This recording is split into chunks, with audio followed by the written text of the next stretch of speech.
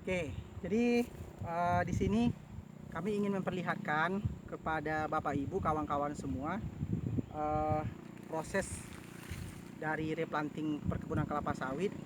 Jadi di mana pada saat replanting itu dilakukan, salah satu kendala yang dihadapi itu adalah pengolahan limbah replanting itu. Barusan sudah kami lihat, kami perlihatkan salah satu limbah dari replanting itu batang ya, pokok kelapa sawit itu. Biasanya kalau kelapa sawit di replanting, kemudian metodenya itu adalah tumbang serentak, maka biasanya ketika pokok itu ditumbangkan, kemudian pokok itu akan dicincang ya, atau diciping. Kemudian setelah diciping nanti batang kelapa sawit itu akan ditumpuk ya dalam bentuk barisan, biasanya diletakkan di gawangan. Kira-kira seperti ini bentuknya. Nah, kemudian limbah ini biasanya dia akan butuh waktu untuk melapuk ya. Limbah batang kelapa sawit sisa replanting ini akan butuh waktu untuk melapuk. Itu bahkan hampir 1 sampai 2 tahun baru dia melapuk.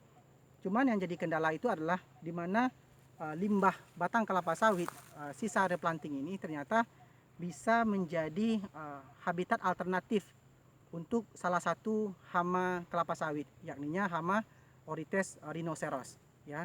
Dimana kita ketahui hama Orites rhinoceros atau yang nama umumnya itu umum kita sebut itu adalah hama kumbang tanduk. Dimana memang fase yang merusaknya itu adalah fase imago, akan tetapi stadium larvanya itu untuk melengkapi stadium larva ya, atau masuk dalam fase pradewasa itu untuk menyelesaikannya itu adalah pada limbah-limbah organik.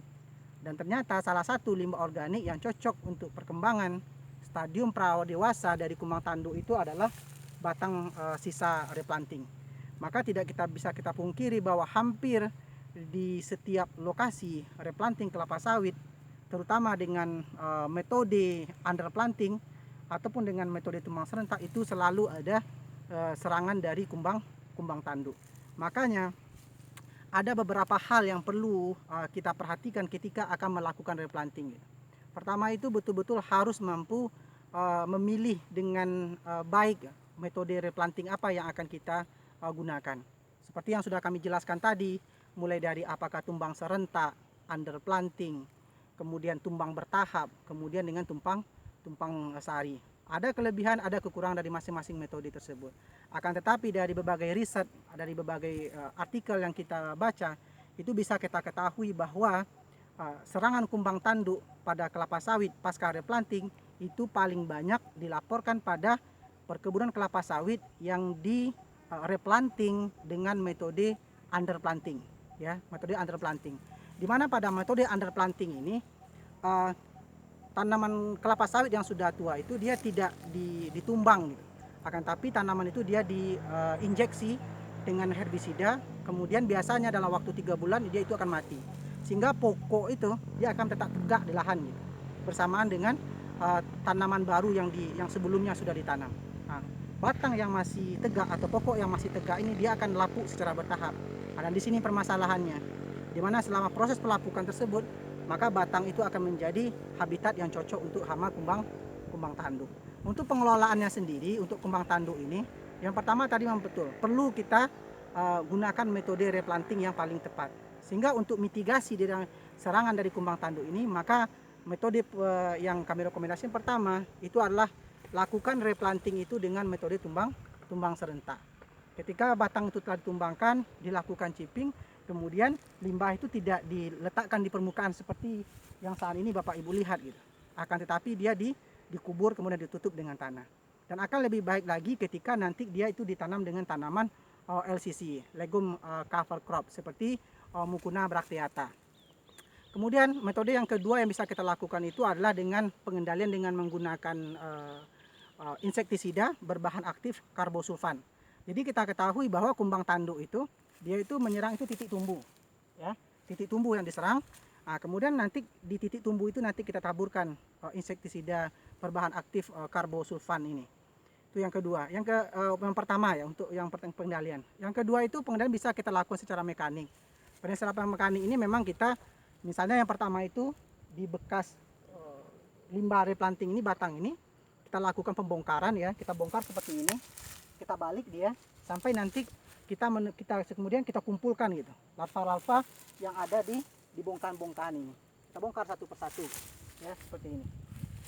Kita cari di mana ada larvanya, kemudian kita kumpulkan gitu. Ya, ditambah satu lagi, ternyata larva dari stadium pradewasa Oryctes rhinoceros ini ternyata dia tidak tahan dengan terpaan cahaya matahari langsung. Sehingga kalau kita buka seperti ini, dia terpapar cahaya matahari, dia itu akan mati gitu. Kemudian secara mekanik yang juga bisa kita lakukan itu selain mengumpulkan larva, itu juga bisa kita lakukan dengan mengumpulkan imago. Dimana pada beberapa tanaman kelapa sawit, kumbang tanduk itu ternyata dia menggunakan lubang bekas gerekan itu sebagai sarang. Dia akan bersarang di dalamnya. Nah, jadi untuk mengoleksi itu kita bisa menggunakan perangkat ya sederhana dia, kawat dari besi yang kita bengkokkan seperti pancing, itu kita gunakan untuk mengait kumbang tanduk yang berada di dalam lubang tersebut. Berikutnya, yang ketiga yang bisa kita lakukan itu adalah dengan menggunakan feromon. Ya, menggunakan feromon. Nanti feromon itu dikombinasikan dengan ferrotrap. Ya, ferrotrap itu bisa kita buat dengan ember volume 25 liter atau bisa menggunakan pipa PFC ya. Nah, kemudian nanti feromon yang sudah diformulasi itu nanti kita gantungkan di sana. Kemudian untuk teknik peletakan perangkap itu, kalau lahan kita itu sudah terserang berat, itu nanti kita letakkan dia di tengah. Sedangkan kalau lahan kita itu masih terserang ringan, itu nanti feromon itu kita gantungkan bersama ferrotrap itu di pinggir lahan. Nah, kemudian itu adalah beberapa bentuk pengendalian hama kumbang tanduk pada perkebunan kelapa sawit pasca replanting. Sampai jumpa pada video kami berikutnya.